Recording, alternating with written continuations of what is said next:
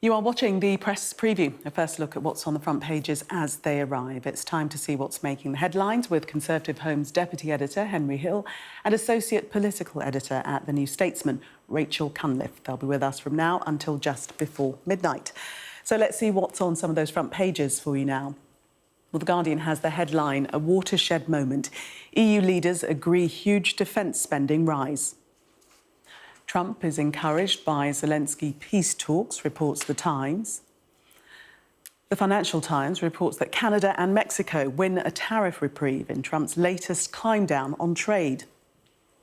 Pension fund giants boycott UK arms firms is The Telegraph's headline. The Metro revealed the results of a survey that 1 in 4 know a female victim of violence.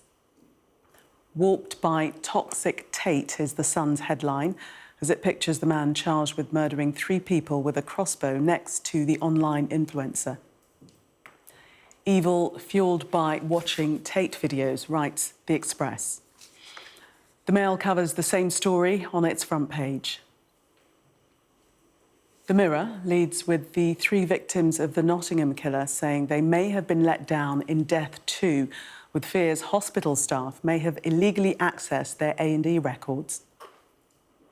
The Chancellor telling the majority of young people who are unemployed that they will have to work is the lead for the Eye.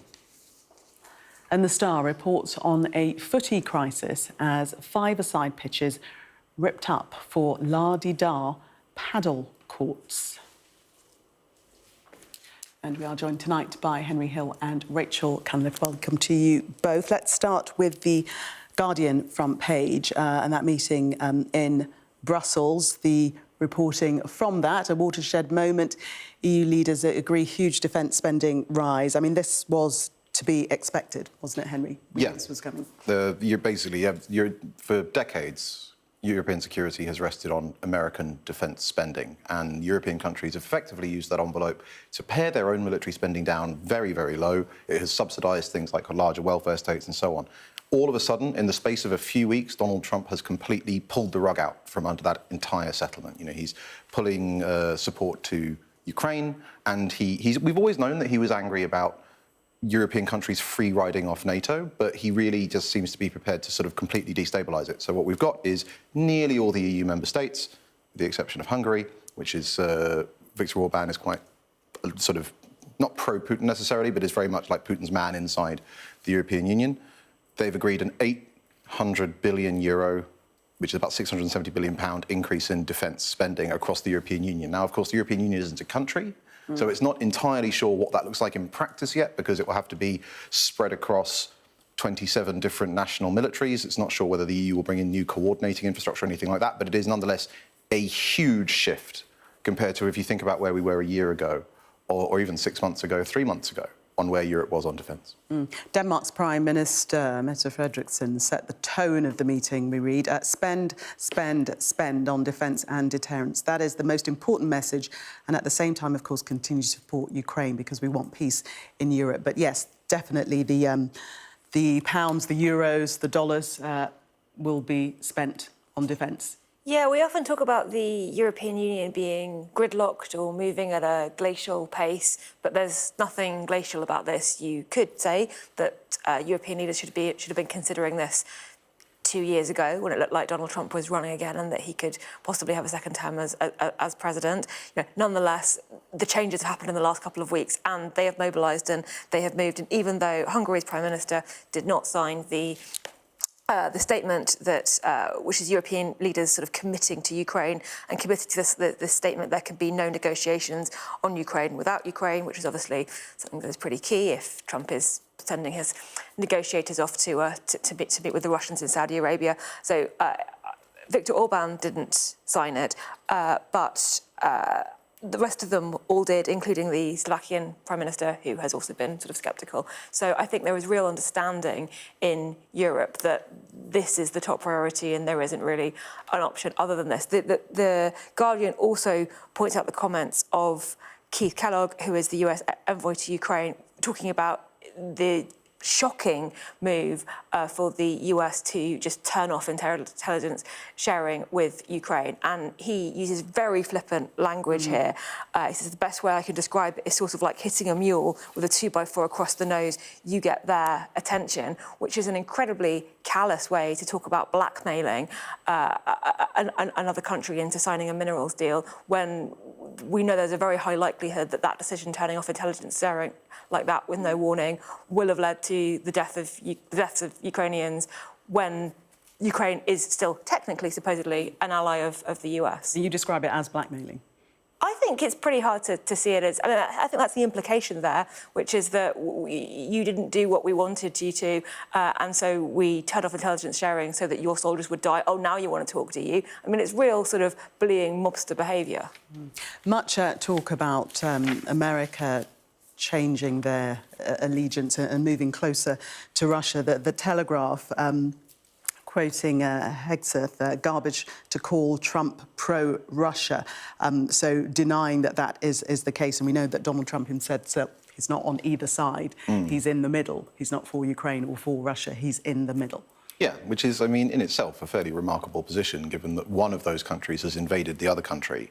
It's not like they just decided to have a war and met in the middle, right? Yeah, the official line from the US is that this is basically just they're doing what is necessary to try and make peace happen, right? And given the understandable reluctance of the Ukrainian government to agree to a peace deal that leaves Russia with 1/5 of its territory, they are strong-arming Ukraine through things like withdrawing spending and intelligence sharing to try and force a deal to happen. They insist that this is not being pro-Russian. Fine, maybe, but the problem with this on its own terms is that they haven't got any concessions from the Russians yet, right? Because, you know, think about... They haven't asked for any. Well, exactly. I mean, maybe they're playing their cards very close to their chest, but fundamentally, Putin's troops are still there, right? There's no suggestion, because he wouldn't withdraw, right? Because the real problem with the peace deal, one of the many, it has to be said, is that a couple of years ago, in maybe 2024, Putin annexed all of the territories which Russia currently occupies, meaning he's formally declared that they're part of the Russian Federation, which makes it now politically nearly impossible for him to give those up, right? Russia's been printing maps with them on it and everything. So what's Trump going to ask Putin for in exchange for all of the things that he's doing to force Zelensky to the table, right? Zelensky negotiating could end up giving up 1/5 of his territory and the mineral deal and everything else. What is Trump, if they want to take this line that they're not pro-Russian, prove it. Get something out of Putin to justify this strategy. That is the big question, isn't it, Rachel? That what has been asked of Russia, what has been asked of Vladimir Putin? Well, if you look at it from Putin's position now, why would Russia concede anything at this point when Ukraine has been pressured into making all kinds of concessions on a ceasefire, on the exchange of prisoners, on ceding territory, and that's all without Russia having to argue anything. And also the US not sharing and the US not sharing intelligence. So if you were Putin, you'd sit back and you'd wait for more. There was no incentive whatsoever for Russia to make any concessions. And I think it's really interesting, this statement by Hegseth. He says, we'll get characterised one way or the other. Oh, your stance is pro-Russia or pro-that. It's all garbage. He can't even bring himself to say, or pro-Ukraine, because there is no conceivable way to read America's actions over the past couple of weeks as in any way pro-Ukraine. I think the real risk here is that it makes Trump look like he's been absolutely played by Putin, who is a master negotiator, or appears to be a master negotiator. Trump has torn up the global order. He has dramatically reduced American influence on the world stage now that you have European leaders going, well, we can't count on America anymore. And Trump, has nothing to show for it. So where is the art of the deal? Let's talk about President Trump's favourite word. Tariffs. Yes, unison. But we are reporting on a reprieve tonight for Canada and Mexico. Yeah, getting flashbacks to the backstop and the Northern Ireland special exemptions from a couple of years ago, when everyone was like, we're absolutely going to do this tomorrow, and then it would be another month. So effectively, Trump has threatened swinging, I think, 25% tariffs on trade with both of America's NAFTA, North American Free Trade Agreement neighbours, Canada and Mexico. And that, if it was done at very short notice, would just have a I don't know, not quite catastrophic, but dramatic and bad effect on the economies of all three countries, right? Because even if you think tariffs might be good in theory, you want time for your economy to adjust to them coming in. You don't just want to throw up overnight, increase the cost of raw materials by 25%. Now, what's happened is a couple of days ago, the Trump administration gave an exemption to car manufacturers who met NAFTA rules. And now it said it's going to give a 1-month extension to anything, at least from Mexico, presumably from Canada, but they haven't said from Canada, any export from Mexico to the United States that meets NAFTA rules, which is about somewhere between 90 and 95% of all Mexican exports to the United States. The question is, what's this for, right? Because Trump hasn't really yet indicated that the tariffs, because normally if you're threatening tariffs, it's a bludgeon and it's a negotiating tactic, because few people actually think they're good. So it's, if you don't do this, we'll do the tariffs. Haven't really seen the demands yet, so it's not quite clear what this reprieve is for, but it is at least a welcome sign because the threat of them coming in has already wiped out all of the S&P growth that we've had since the election. But it is very short, as you say, it's only 4 weeks. Yeah. Rachel, can we just move to the Express and the front page? We heard the result of the case against Carl Clifford in court today, and this is a quote from that trial: "Evil fuelled by watching Tate videos." I am slightly uncomfortable with the way that this story is being framed here and the way that he is being referred to as a jilted former soldier, and this idea that somehow because he was an ex-boyfriend who felt humiliated, that somehow, obviously not justifies, none of the papers are saying justifies, and they're all focusing on the horror, but that kind of explains it. I would be happier with a radicalised misogynistic terrorist, because I think that's what this is. I think a man who hates women so much, whether he's been watching Andrew Tate videos or for other reasons, that he decides to rape and murder his ex-girlfriend and then also her sister and her mother because he blames them for her breaking up with him. That's not a jilted ex-boyfriend. That's somebody who is deliberately committing acts of violence against women for an ideological purpose. So I think it is quite right that we have a conversation about misogynistic influences and extremist content online. I think it is right that we are now recognising that Andrew Tate's videos are not harmless or are not just distasteful. They are actively, incredibly harmful. But I think we should be very clear about what this story is about. But the court did just state that the facts that he had watched them, they weren't, proving that was causation necessarily for the atrocious acts he carried out. Rachel and Henry, thank you very much for the moment. We're going to take a break. Coming up, Rachel Reeves warns the young and jobless their benefits will be cut. That's in the eye.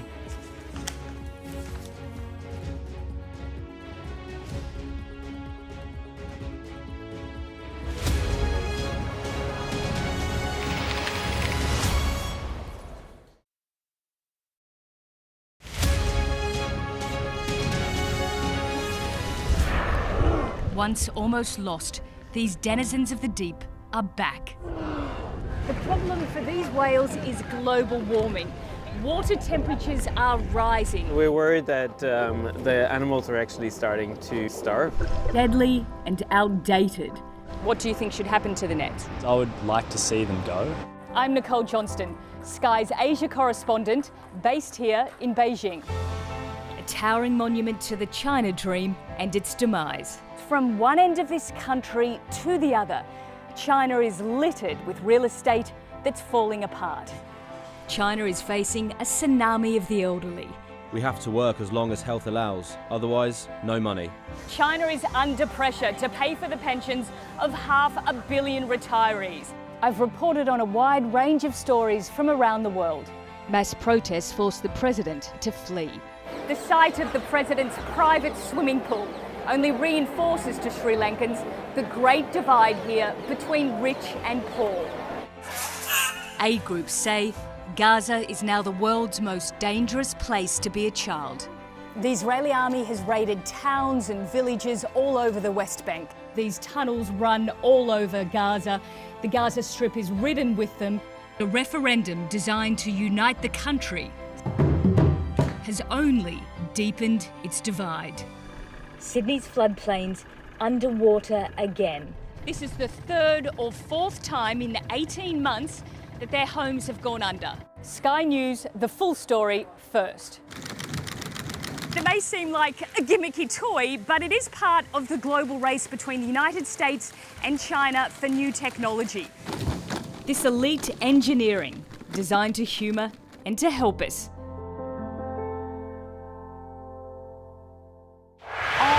Gives you the very best of Sky News wherever you are. Breaking news, videos, analysis up at 6%. Podcasts, watching us live. Joins us live. All in one place and all at just the touch of a screen. The Sky News app. Get the full story first.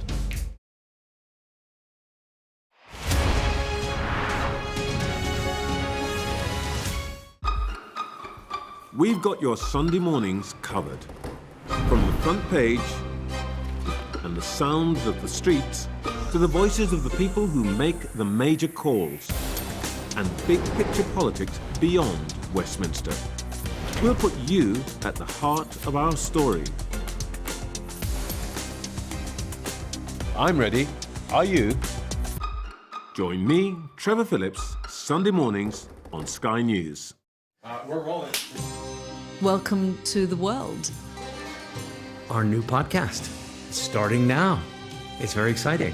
Every week we'll be reporting from the world's trouble spots. We get to hold those in positions of power accountable, and we get to ask the questions that the audience, the listeners, want to know about. And that's why it is so important that people tune in, come along for the road, come along for the journey. It'll be fun.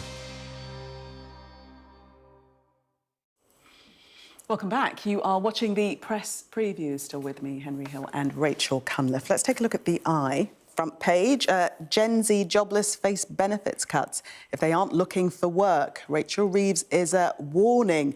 She tells the majority of UK young people who are unemployed that they will have to work.